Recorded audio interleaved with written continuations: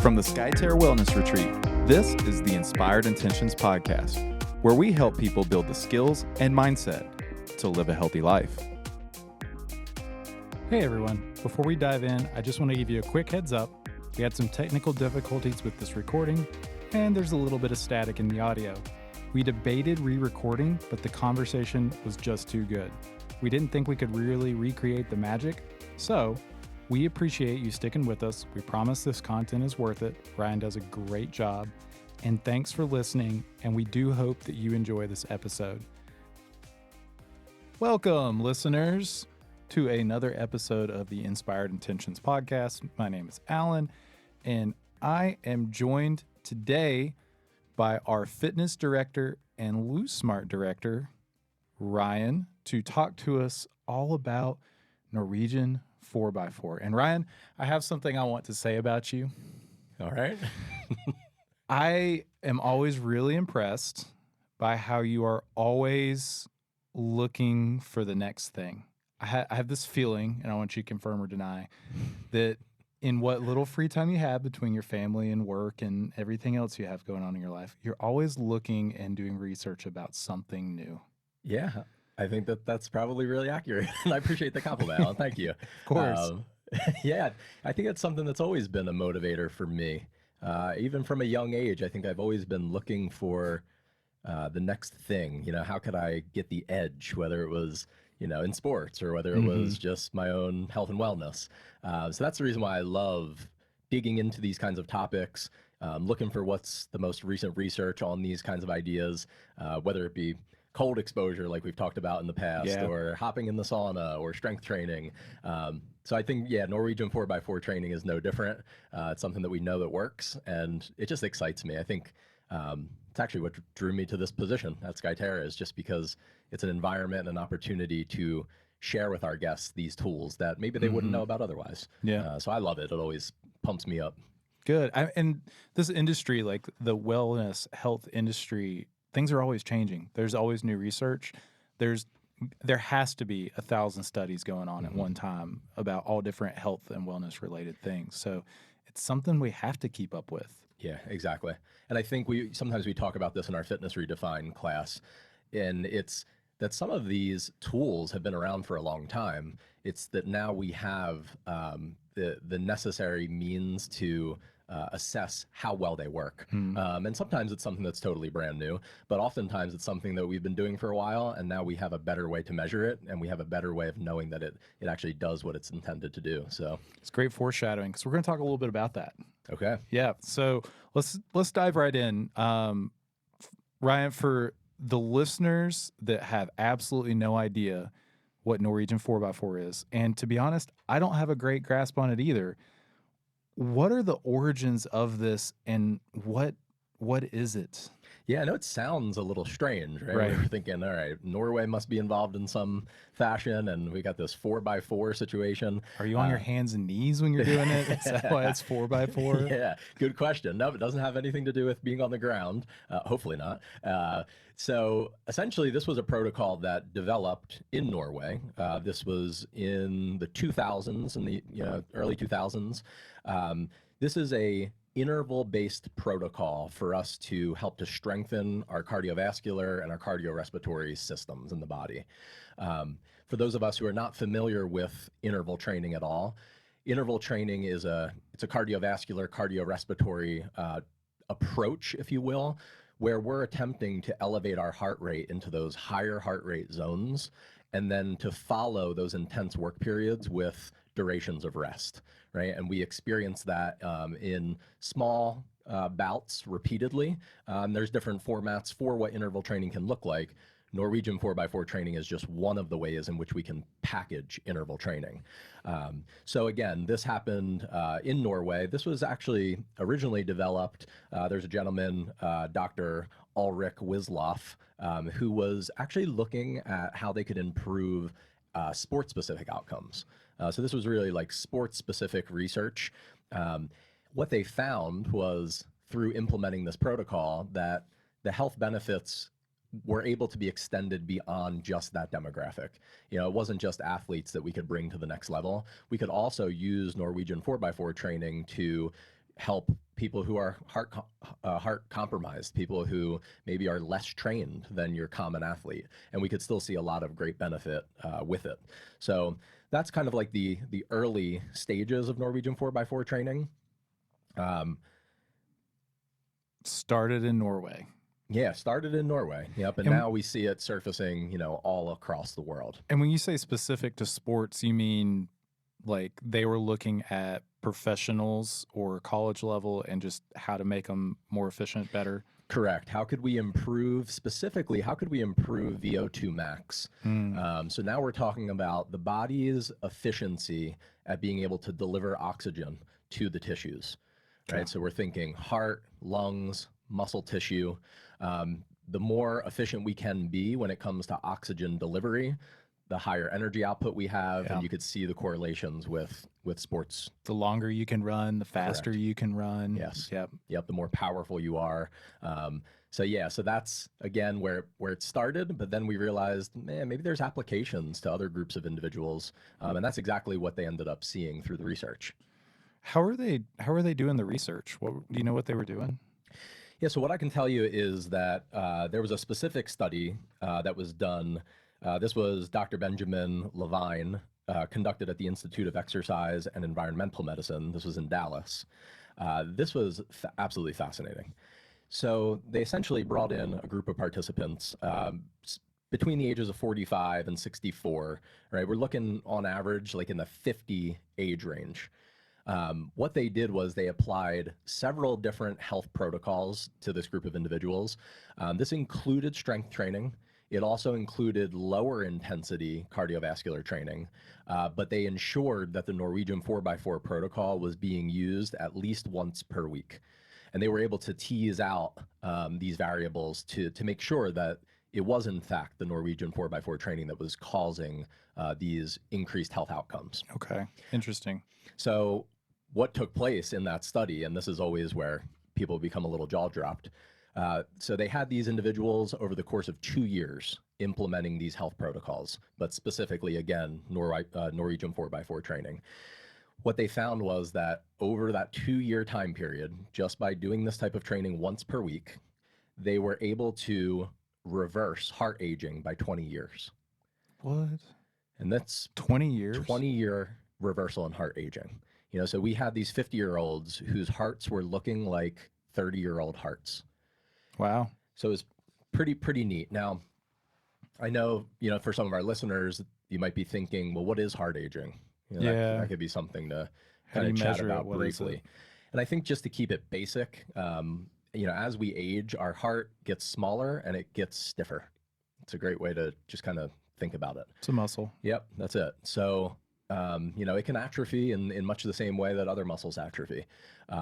Through interval training and specifically Norwegian training, what we can do is we can keep the heart more elastic, right?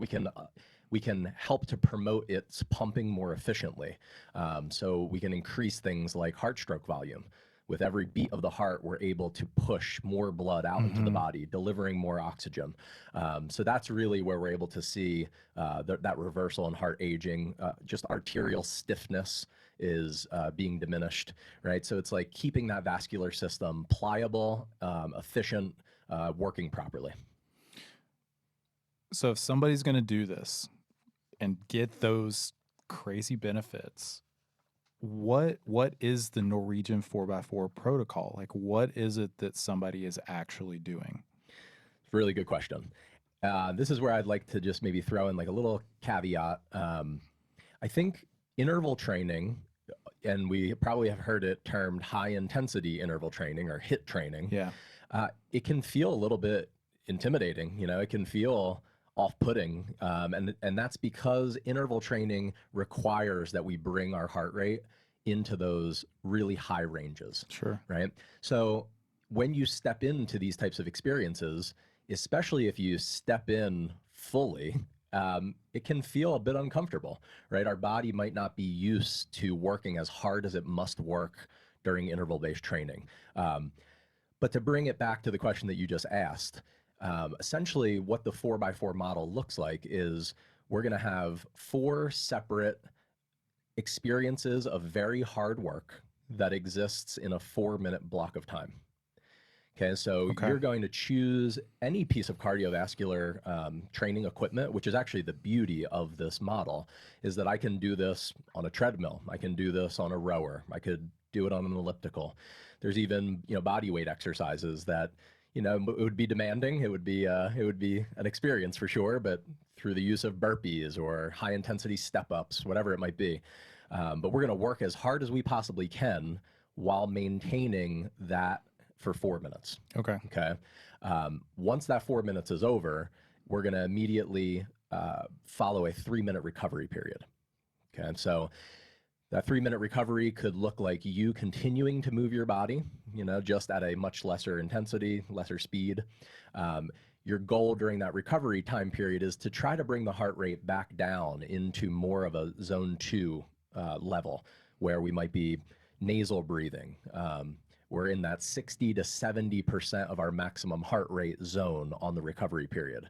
On the push period, that 4 minutes of intense work, we're talking about anywhere between 80 to 95% of your maximum heart rate. Okay. So that should help you to kind of distinguish what those two times should feel like. During that push period, you're going as hard as you possibly can. We're heavy mouth breathing. And when you get to the end of that 4 minutes, you're going to have very little left in reserve, is kind of a way that you could gauge how much output you should be giving. Yep. So you're going to cycle that through for 3 complete cycles, 4 minutes on, 3-minute recovery, 4 times through. And that's your Norwegian 4x4 training. So it doesn't matter what equipment you use. Theoretically, you could switch equipment every set, correct? Right? It doesn't matter. It just really matters what your heart rate is doing. Exactly. And that's why it gives you some liberty. It gives you the freedom to explore different options. There's times when I'll be doing 4x4 training and I mix and match. I might start out on a rower, and then for the remaining 2 rounds I might hit the treadmill at a super steep incline and just power walk it as fast as I can go. So yeah, a lot of independence with this, so you can decide what feels right to you, but it's really based upon exertion. Gotcha. Yeah. So let's talk about that exertion for a second, because it seems like a critical point of this is knowing where your heart rate is, and you're using percentiles of heart rate, right? Like, how does somebody know what 100% is? How does somebody know what 85% is? I mean, the obvious answer is most of us have like a smartwatch. Correct. Actually, you and I don't. Neither of us do. I know, yeah. I'm an old school guy. Yeah, me too. I'm so old school I don't even have a watch. Yeah. But like, for those of us that do have the heart rate monitor on our wrist, it tells us beats per minute. But how do we equate that to percentile? How do we know where we're supposed to be at? Very good question.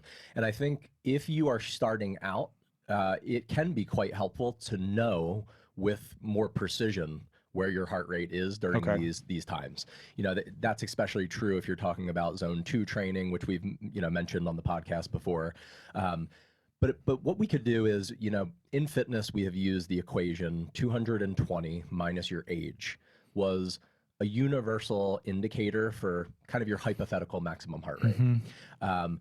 There have been other bits of research that have come out that kind of point to that equation not being perfect for everyone, meaning that our youngest population, that equation can often overestimate what we're capable of.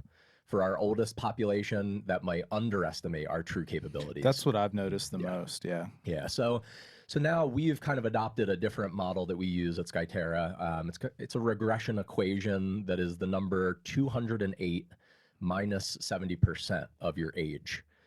So you're taking your age, find 70% of it, subtract that number from 208. That'll give you a pretty good idea of where your maximum heart rate should be. And then once you have that number, you can then start to do your own calculations to say, all right, if I was at 80% of that, what would that look like? What would that feel like? And we're kind of, again, working between that 80 to 95% kind of margin on those push periods. Gotcha. Yeah.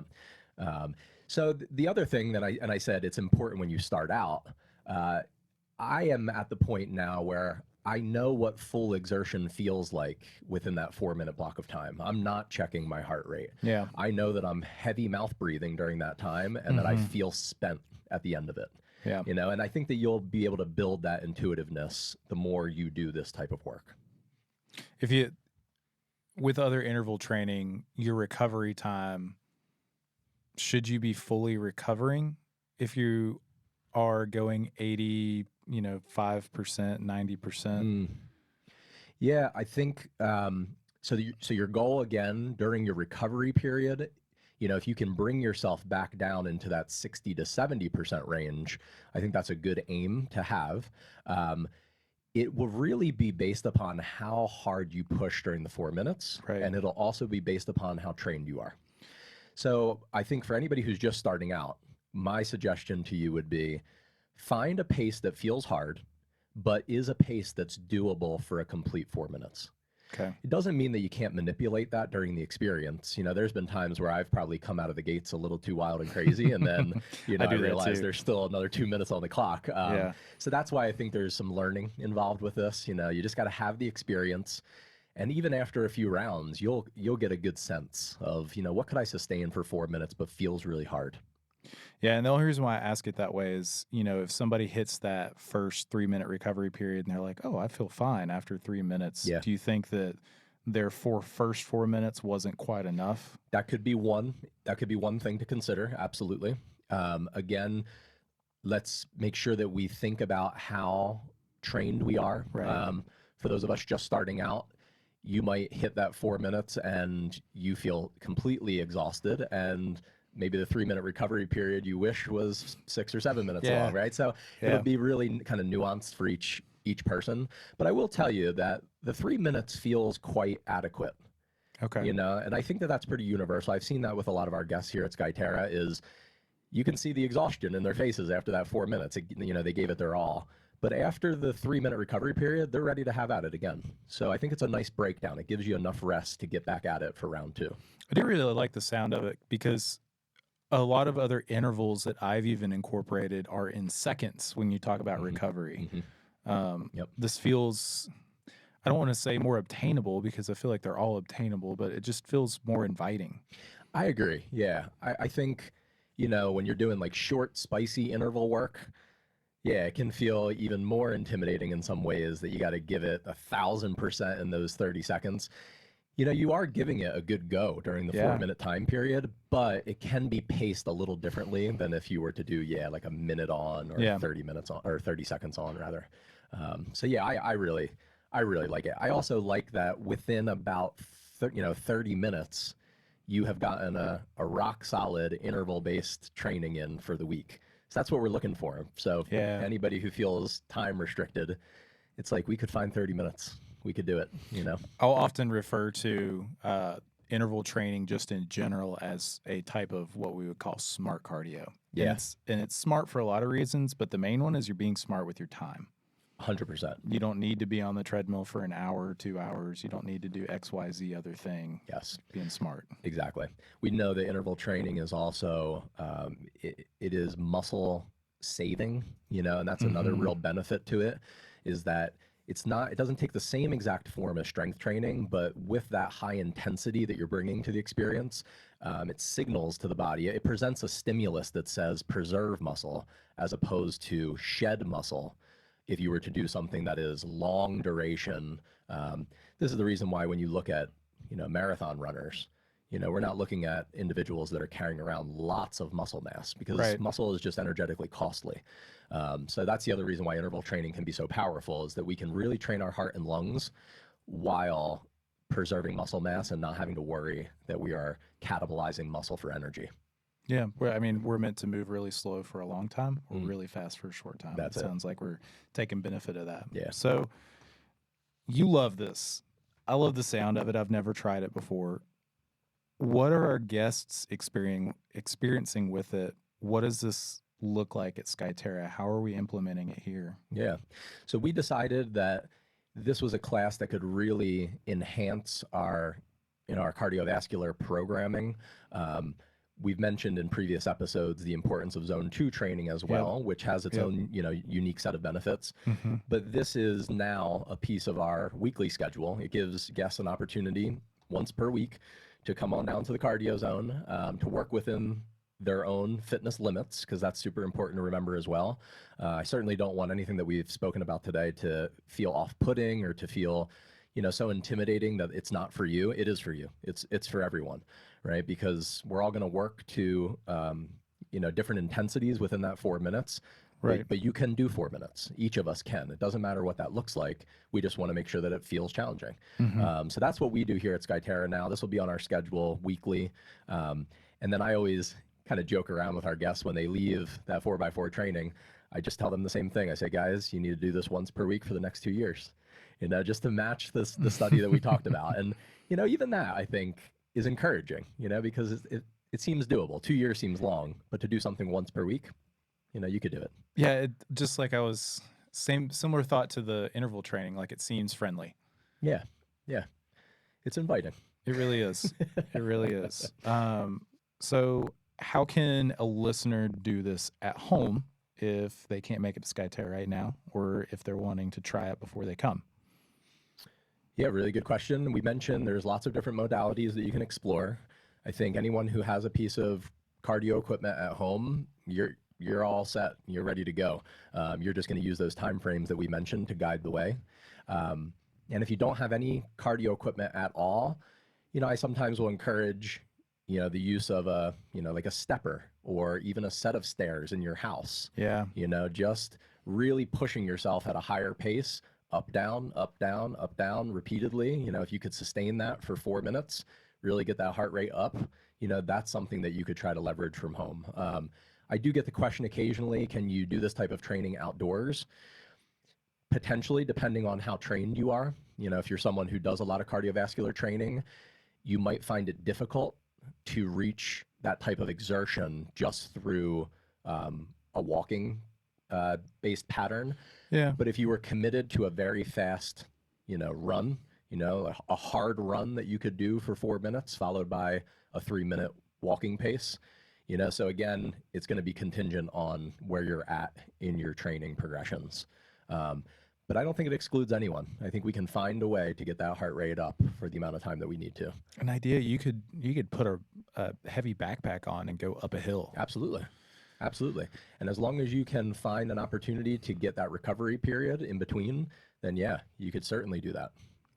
I guess all that people really need is just a timer. Yeah. Yep. That's why the old stopwatch on the wrist comes back into play. I'd have to pull my phone out. Yeah. I mean, it's pretty easy to measure on your own. And I just say, there's light at the end of that 4-minute tunnel. Yeah. So it's going to feel hard in the beginning, but it's the type of hard that our body needs. And then I think you'll surprise yourself at how much more you can give when you do this on a weekly basis. You would really see your maximum heart rate get better and better. Exactly. You could do this in a pool. Yeah. Just thinking out loud here. I mean, absolutely. Yeah. Lots of different avenues to pursue with it. So, and I think it's, we talked a little bit about health benefits, when it came to VO2 max, oxygen delivery.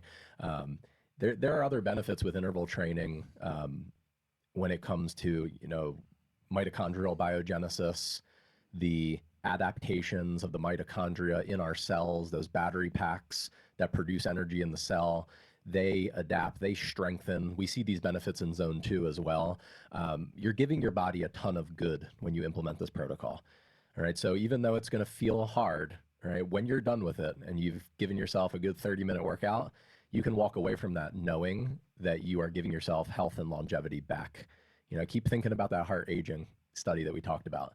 You could stay committed to this on a weekly basis and you could have a heart that looks 20 years younger than it did. That's powerful stuff. Yeah, that is powerful. Yeah. I would take one out of your book. If that was a pill and you could give it to somebody, would they take it? Could you imagine? Yeah. Could you imagine a little pill, that could reverse your heart aging by 20 years? Yeah. Yeah. Sign me up. Right. Absolutely. Yeah. Anything else that we missed? Any final points or anything you want to talk about? I don't think so. I think my final words have always kind of been the same. It's the doing, right? It's always the doing. And sometimes the doing feels difficult. We always will become a collection of our efforts, right? It's like, that's who we are, right? It's whatever we repeatedly do.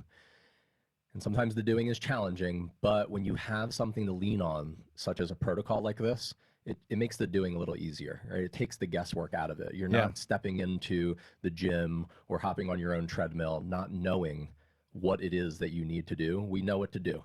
Now it's just penciling it into our schedule, making it a non-negotiable. And I think once a week is a non-negotiable that we can all swallow. Yeah, You know? I agree. So, Yeah, I mean, not even when you say once a week, it sounds even like a lot. This is like 30 minutes 30 minutes once a week. once a week. Yeah. Yeah, man. All right. Yeah.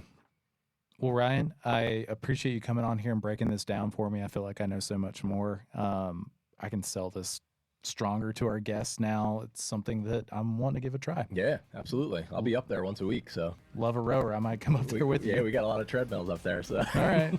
I'm more of a rower guy. I've yeah. been there, done that with the running stuff. I get so. it. Yeah, I'm not much of a runner myself anymore, but yeah, the row is a great modality, and even the treadmill. If you're not a runner, it's another thing to consider. You just hike that treadmill up nice and high, all right? Get a good brisk pace going, and your heart rate will definitely increase. So Awesome. Well, listeners, if you have any questions for Ryan, for anyone here at Skyterra, we would love to answer them. Shoot us an email at inspiredintentions@skyterrawellness.com, and we will look forward to getting back with you next week. yeah, sounds good. The Inspired Intentions podcast is a production of Skyterra Wellness Retreat. Special thanks to our executive producer, Alan Broyhill. Send us your questions and comments to inspiredintentions@skyterrawellness.com. Subscribe on iTunes and everywhere podcasts can be found. If someone you know might benefit from this podcast, share Inspired Intentions with them and give us a 5-star rating. Join us next week as we cut through the unrealistic noise on diets and fitness and show you how healthy living fits seamlessly into your already busy life. Thanks for listening.